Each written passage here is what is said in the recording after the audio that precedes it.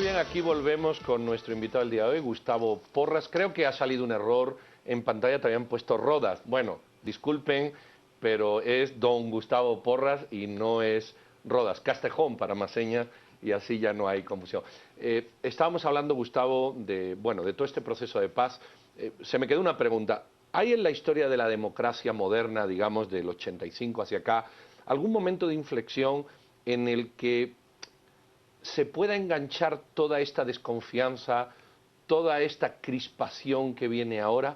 Había un proyecto de ayudar. ¿Tú crees que en algún momento esto se quiebra o se pierde el fin?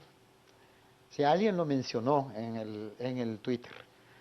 El concepto original, por ejemplo, para el resarcimiento era FONAPAZ, el Fondo Nacional para la Paz, que no iba a estar haciendo la distinción, este sí fue víctima del enfrentamiento armado y este no, que es otra forma de echarle sal a las heridas, sino era una inversión preferente del Estado en los 13 departamentos más afectados por la paz, o sea, algo de lo que los guatemaltecos podíamos sacar provecho.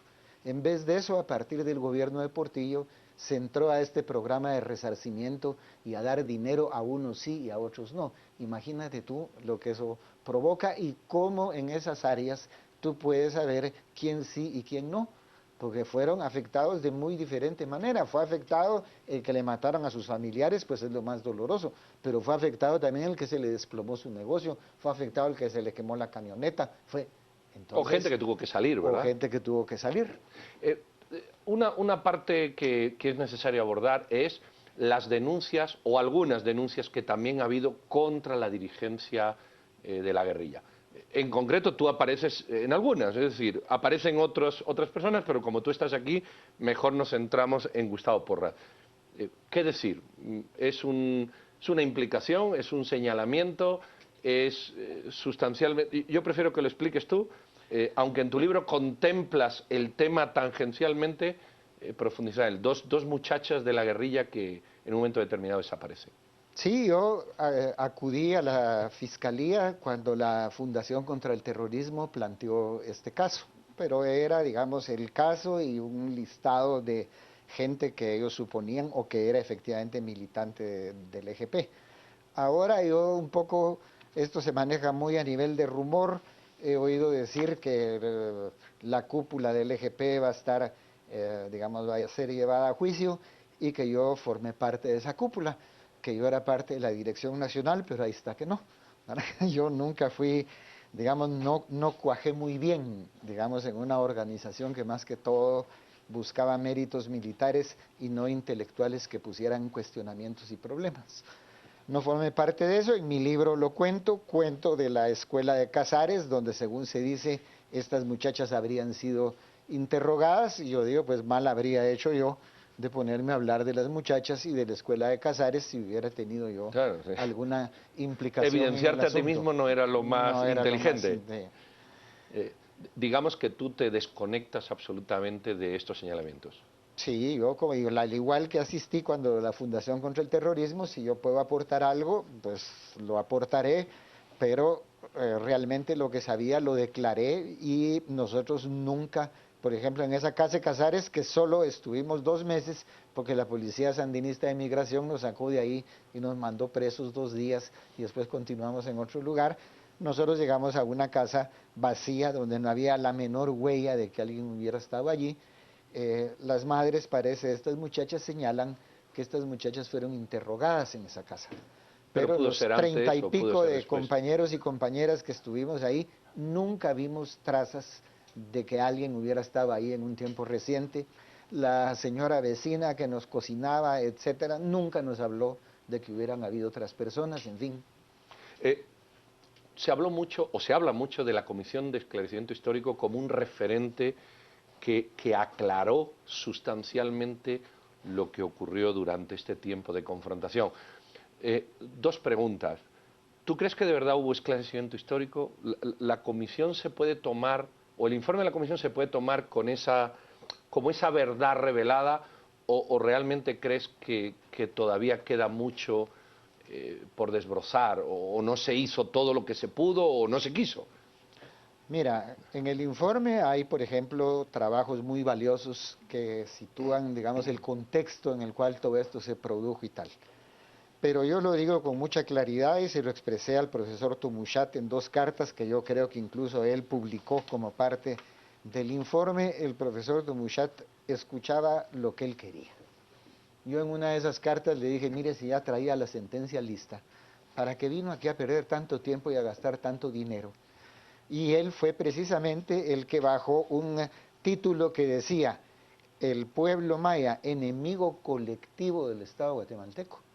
¿Verdad? Digamos Llegaba a que la esa frase ya conclusión, estaba. sí, imagínate tú, llegaba a la conclusión de que 1.700 chiles muertos durante la época del enfrentamiento, lo único que tenían en común era su condición de ser chiles. Entonces, eso era un peligro, las implicaciones para Guatemala, no las inmediatas de Estado fallido, que era lo que más venía, que los niños guatemaltecos, que en este país pegado con saliva el oro, como digo yo, que se divulgue o que se le haga pensar a los niños que están en las escuelas que el Estado guatemalteco no fue, que como hemos dicho, desproporcionadamente, con una crueldad tremenda, etcétera, reaccionara a esa enorme insurrección, porque era una insurrección, sino que se diga que en realidad fue un ataque a la población indígena. Hay quienes dicen incluso que en realidad nunca hubo guerra, sino que fue algo que el ejército se inventó para tener el pretexto de atacar a la población indígena. Y yo escuché a un general preguntar, bueno, ¿y los 2.000 oficiales nuestros que murieron y los lisiados de guerra que tenemos, quién sería el responsable de tal cosa? Sí, Yo creo presteso. que el esclarecimiento se hubiera logrado si en un ambiente de reconciliación, como estaba ocurriendo, continúa el diálogo que permitió que se firmara la paz. Que no fue un diálogo de componendas. Fue decir, ¿por qué ustedes hicieron tal cosa? ¿Por qué tal otra? ¿Por qué?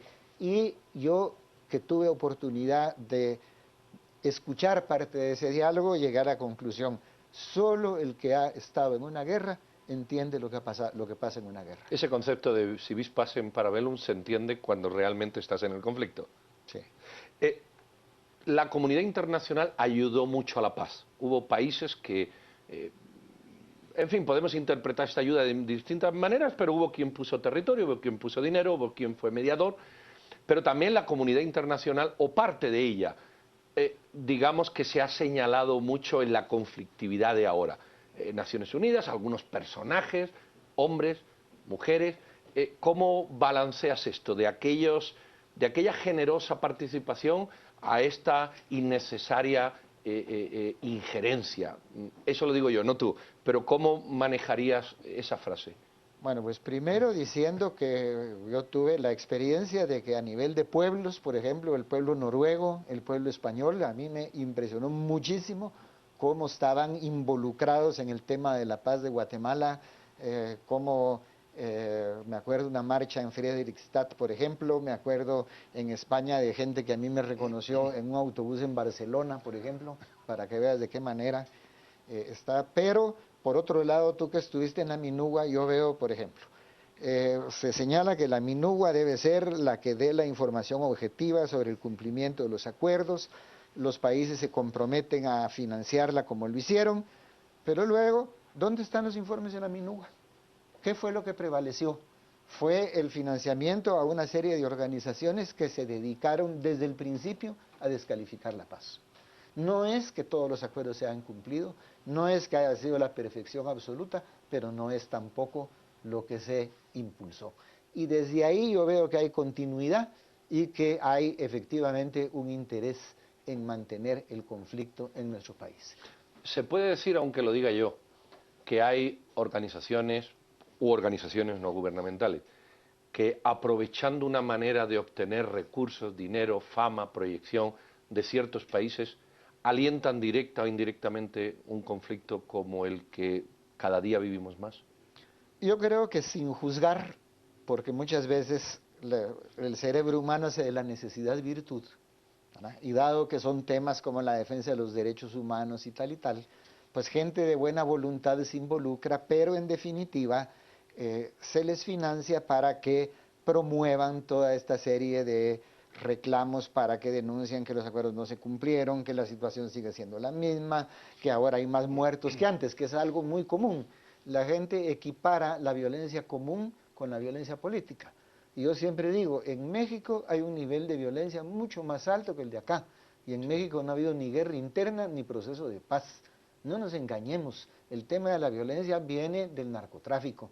Y el tráfico Bueno, en sabemos Honduras, quién lo estimula. vete el caso de Honduras, ¿verdad? ¿Verdad? Que no ha habido conflicto No ha interno y ahí habido tienes una conflicto cantidad. interno y tú tienes esa situación y vas por todas partes. Yo ahorita se me fue en la corte de La Haya, estábamos con mi esposa comiendo un kebab y en lo que nos comíamos el kebab vimos que se robaban 4 celulares en La Haya, donde está la Corte Internacional de Justicia.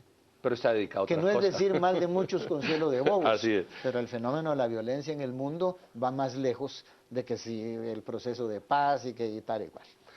Hay un tema que antes dejamos pendiente y que no debemos de terminar sin abordarlo. Si yo fuera un colombiano, o si yo fuera un estudiante de Relaciones Internacionales de Ciencia Política, o un observador normal, diría, bueno, en Colombia se está intentando firmar un proceso de paz, puchis, ¿qué puedo aprender de esto? Si aquí se ha ido de las manos, ¿cuál es la lección que tú trasladarías a los colombianos o que tú como colombiano percibirías que debes de cambiar o ser prudente frente a ese tipo de cosas? Yo veo que realmente esto va a tener una implicación en el tema colombiano, ojalá que no decisiva, pero hay que recordar que quien más resistencia tuvo al proceso de paz en Colombia fue el ejército colombiano y que haberlo logrado involucrar en el proceso de paz ha sido una pequeña hazaña o una gran hazaña en ese país y que efectivamente no se necesita ser muy introspectivo para darse cuenta que si en Guatemala, como dijo la misión esta de Naciones Unidas, pongan lo que pongan ustedes en su ley de reconciliación, de todas maneras la ley internacional prevalece sobre el derecho interno. Entonces, yo lo veo como algo susceptible de afectar negativamente el proceso de paz colombiano. Es decir, cualquier persona que ahora esté en un lado de esa firma o en el otro de la firma de la paz sabe que existe un alto riesgo si firma este tipo de cuestiones de que la situación se revierta de tal modo que luego se haga pues insostenible, porque lo que firmaste pensando que ponía fin a una confrontación se revuelve de tal manera que genera una confrontación, yo te he querido entender a ti mucho peor, porque has dicho del cangrejo A la caldera del diablo. a la caldera del diablo. ¿Es así esa Sí, percepción? en el sentido de que muy probablemente ya no haya confrontación armada, eso es una ganancia, ¿verdad?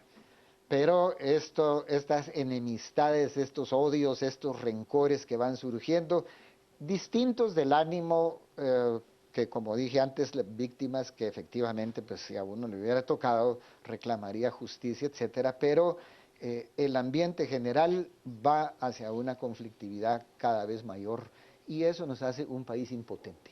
Y en la situación en la que estamos, efectivamente, con una soberanía que ya hasta la palabra suena extraña, ¿a dónde vamos a ir a parar?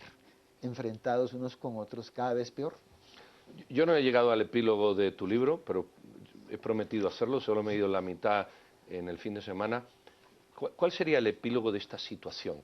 Si Gustavo Porras tuviera que decir, bueno, voy a mandar un mensaje a la nación, no sé si es muy pretencioso el tema, pero intentémoslo, de cómo esto no es así o no está ajustado a los espíritus, o es mejor echarle cal encima porque hay cuestiones que mejor no moverlas, o no sé, ¿cuál sería ese epílogo de la situación, no del libro, sino ese epílogo de esta situación que hemos abordado? Yo te diría que la emoción en estos terrenos es peligrosa y que los guatemaltecos deberían hacer un esfuerzo racional y objetivo, dejar a un lado la animosidad, ¿verdad? Y pensar efectivamente en lo que está pasando. Yo creo que ha transcurrido suficiente tiempo para darnos cuenta y sobre todo que estamos en una situación tan difícil como la actual para poder actuar en política buscando el bien común, no buscando cómo ajusto mis cuentas con aquel, eh, dejar eso a un lado. Tenemos un país que es un país precioso, que es un país que durante mucho tiempo pues no es que haya sido el oasis de la paz y tal, ni de la prosperidad, pero tenemos que mejorar, y la única vía que yo veo es efectivamente ser lo más racional posible, ver las cosas con objetividad, pensar que las guerras son como son, que desgraciadamente ocurrió, afortunadamente ya pasó, no vayamos a sustituir la guerra ahora por un pleito sin fin que va a ser peor. Y el epílogo 2 de estos que van montando las ediciones a una comunidad internacional, a unos países que ayudan, a unas ONGs que vienen a apoyar, o a ciertos personajes de la comunidad internacional que tienen un protagonismo o quieren tener un protagonismo relevante, ¿habría un consejo para ellos? Mira, ahí me la pones más difícil, porque yo creo que ahí no es la emoción, sino que ahí hay un cálculo racional. Ahí hay, pero eso es digamos, peor. yo le decía a un grupo de colombianos con el que hablé hace poco, tengan la seguridad de que el interés en el cese al fuego es absolutamente real. A nadie le conviene que haya tiros en este mundo, pero de eso a pensar que también la prosperidad, el equilibrio, la convivencia de su país es otra cosa. es otra cosa. Y el tercer epílogo, el de la edición número 3 bueno, ya va por la 5, ¿va? Quinta, sí. Por la quinta. El tercer epílogo, yo creo que de todos es el que a mí en lo personal me preocupa más. No sé si tú compartes esto. La gente joven, gente que no ha vivido el conflicto, gente que le llega información de un lado y de otro, gente que además quiere mirar hacia adelante y construir su futuro, y yo creo que hasta le importa poco lo de atrás, aunque debería de mirar un poquito por lo menos para aprender, pero prefieren mirar adelante que mirar atrás. ¿Cuál sería ese epílogo a estos jóvenes que ven y dicen, bueno, y a nosotros que nos llueve sobre mojado y no hemos participado en nada? Pues yo creo que esos jóvenes podrían ser el fiel de la balanza que hace falta, ¿verdad? Y sin la carga emotiva de la que hemos hablado ya varias veces, efectivamente decir, bueno, efectivamente pasó, tendrá sus consecuencias, pero lo que nosotros queremos es echar para adelante, el país tiene recursos con los cuales salir, sacar la experiencia, yo creo que esto es muy importante, que esto no ocurrió por gusto, sino que esto tuvo su matriz en una situación de enorme injusticia. Cuando yo era joven, como los jóvenes estos que están pensando, realmente la pobreza, la miseria, el abuso en Guatemala era de tal naturaleza que te revolvía la sangre. De por ahí arranca. Entonces y eso es el consejo que doy y tal. Los empresarios que compartan lo más posible. Los jóvenes que vean el interés general y no solamente el particular. Todo el mundo tiene derecho a hacerse su futuro personal, pero es mucho mejor, sobre todo en estos tiempos, si uno haciendo su futuro personal piensa en lo de los demás. Si va creando esta situación de convivencia, va rompiendo con la discriminación, que yo creo que de todos los factores que propiciaron esa enorme rebelión indígena, la discriminación fue el principal. Muy bien, Gustavo, no sé si quieres agregar algo más. Únicamente agradecerte, Pedro, yo creo que No, ha creo sido que hay que muy... agradecerte a ti porque difícilmente se habla tan claro, difícilmente se está dispuesto a hablar claro en situaciones difíciles. Yo sé que estas cosas se van a, de alguna manera a reflejar negativamente en tu persona, muchos te van a atacar y posiblemente a mí también, pero no importa, eso es parte de esta. Creo que yo no he aportado nada, pero tú sí has aportado una parte descriptiva de una vivencia y una historia personal que dice mucho a quienes no la conocían y a quienes están dispuestos a oír en esa racionalidad que tú has propuesto. Así que muchas gracias a ti. El libro que yo me estoy leyendo, por si ustedes lo quieren, bueno, esto es gratuito, ¿verdad? Por si ustedes quieren comprar parte de la quinta edición. Y algo interesante que ese dicho ya tan manido, pero es cierto, quien no aprende de su historia, pues está o corre el riesgo de que se repita. Tenemos la oportunidad de tener personas que han vivido el conflicto en propia carne y que, bueno, dan testimonio de él, que eso es lo que hemos pretendido hoy. Gustavo Porras Castejón, muchísimas gracias. Muchísimas A todos gracias a ustedes, ti, muy Pedro. amables por estar ahí. Esperamos que haya satisfecho sus expectativas la entrevista que teníamos hoy en exclusiva y pasamos a Rocío, que no solo le dirá adiós, sino que resaltará algunos Twitter. Feliz noche. Pedro, muchas gracias. Continuamos hablando sobre los acuerdos de paz, pues lo que no se sabía, y tuvimos la oportunidad de tener aquí a Gustavo Porras, quien brindó un panorama más amplio acerca de este tema, como dice Pedro, tan complicado, y nos interesa mucho saber su opinión, así que esperamos sus comentarios. Comenzamos con Silvia Ponce. La comunidad internacional también financió la guerra. Andrés Sebastián: hoy todos los guatemaltecos somos víctimas de la paz, antes 3 muertos diarios y hoy de 18 a 20 muertos diarios. Canche Sarti: acuerdos de paz, una farsa, Guatemala está próxima a una guerra civil. Nora PRA comenta: los guatemaltecos necesitamos la ley de punto final, debemos seguir progreso y desarrollo, no retroceder con estos juicios. Rainmaker comenta: tal vez no sea nuevo, pero contrasta de gran manera con la eterna pugna ideológica de la posguerra. Amado nos dice: con nombre o acrónimo digan a quienes les interesa mantener la conflictividad en Guatemala, el santo queremos. MCA seña: ¿cómo debiera procederse respecto a casos individuales de exmiembros del ejército sucedidos durante el conflicto? Cordero comenta: al fin un ser pensante. Sandra Aldana: un excelente punto de vista de la guerra en Guatemala, reconciliación es lo que debe prevalecer, paz para Guatemala. Brenda comenta: importante lo que dice. ¿Cómo se llama su libro para que mis nietos sepan lo que pasó? Se llama Huellas de Guatemala, por Gustavo Porras, si usted lo desea leer. Luis Fernando Pais: excelente Gustavo Porras, hay interés en alimentar la conflictividad en Guatemala. Y por último, Betty de Castillo: excelente tema a 8:45, esto deberá ser conocido. No somos un país genocida, de esto depende el futuro de nuestro país. Le agradecemos por todos sus comentarios. Le recordamos que en Facebook y en Twitter nos encuentra como Canal Antigua. Y le vuelvo a repetir el nombre del libro por si usted desea leerlo. Se llama Huellas de Guatemala, escrito por Gustavo Porras. Es momento ahora de conocer todo sobre el mundo deportivo. Y le invitamos a que se quede en sintonía de a las 10 p.m. Juan Carlos Sandoval, Adrián Zapata y Carmen Ortiz con lo mejor en análisis.